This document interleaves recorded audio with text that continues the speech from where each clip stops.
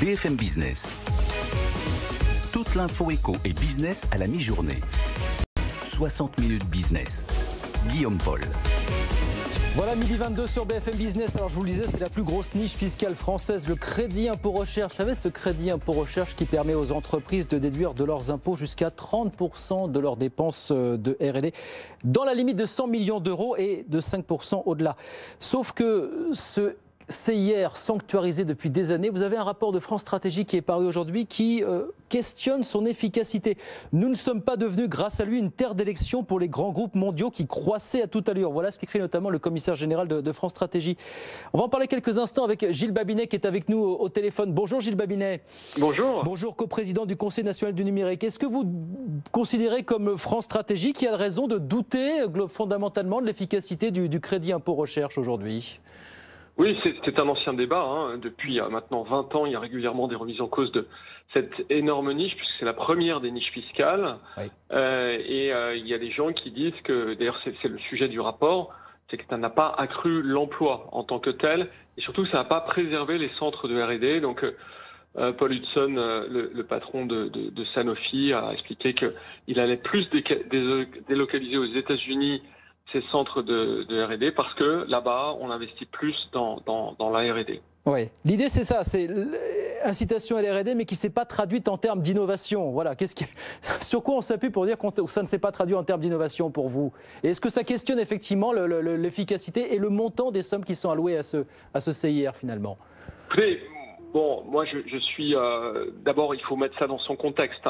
Le contexte, c'est que les impôts de production en France, c'est un delta de 100 milliards par rapport aux autres pays de l'OCDE. Donc les entreprises françaises, particulièrement celles qui innovent, sont plus taxées que les autres et donc c'est compliqué.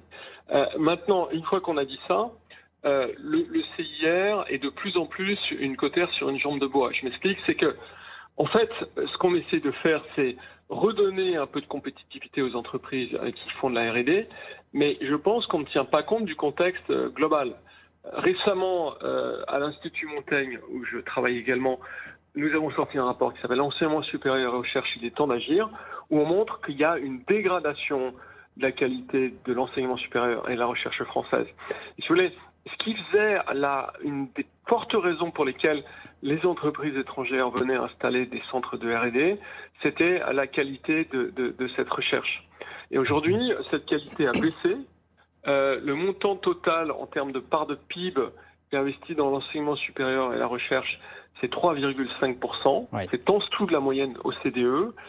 Et très clairement, c'est ça le principal facteur, à mon avis, sur lequel il convient de revenir. C'est-à-dire que vous pourrez faire toutes les niches fiscales que vous voudrez.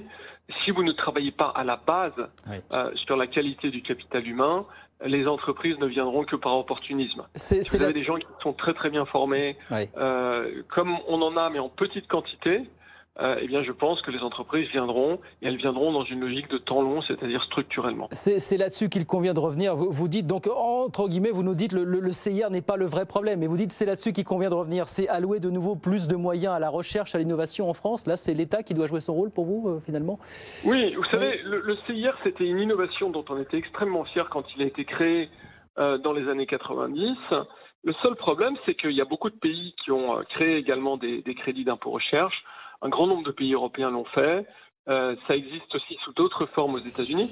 Et en fait, si vous voulez, à la fin, vous avez une forme de dumping. Oui. Et ce qui reste, c'est le fond, c'est-à-dire la qualité de la recherche universitaire, la qualité des formations dans le supérieur.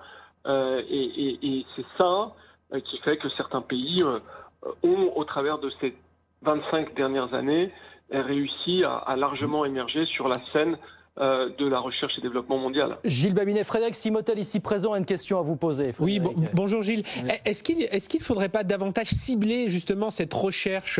Là, on a un rapport de l'Union européenne qui dit qu'il faut investir plus de 10 milliards pour être plus compétitif dans l'intelligence artificielle, la blockchain. Est-ce que c'est pas là aussi, il faut aller chercher certains leviers de croissance, c'est-à-dire vraiment cibler vers l'IA, la blockchain, le quantique, enfin voilà, aller vraiment vers ces univers plutôt que taper un peu tous azimuts ?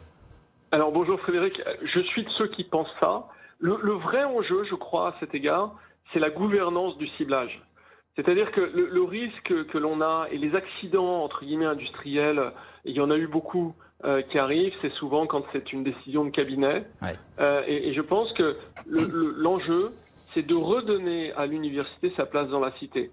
C'est-à-dire d'avoir des universités qui sont fortes, qui sont indépendantes, avec une gouvernance forte, qui arrivent à faire des coalitions et des partenariats parfois avec des institutions comme par exemple l'armée aux États-Unis, c'est assez commun, et qui choisissent des thèmes. J'ajoute qu'il faut qu'on commence à avoir un cadre de coordination européen. L'Europe a été capable de faire un certain nombre de grandes initiatives à cet égard. On fait des plans de recherche qui commencent à venir dans le domaine du digital. Je pense qu'il faut profiter du plan de relance pour les amplifier et pour faire en sorte qu'on n'ait pas des compétitions intra-européennes qui soient extrêmement préjudiciables à l'efficacité des capitaux européens. Donc, à mon avis, il y a un enjeu politique, il y a un enjeu de gouvernance, il y a un enjeu d'accepter, de redonner sa place à l'université, qui aussi bien sur les sujets des sciences humaines que des sciences dures a disparu. Je pense que les classements dans les publications universitaires en attestent. Voilà, quelques sujets simples mais hautement politiques. Voire au-delà de ce simple CIR. Merci beaucoup Gilles Babinet en tout cas. Merci d'avoir été avec nous.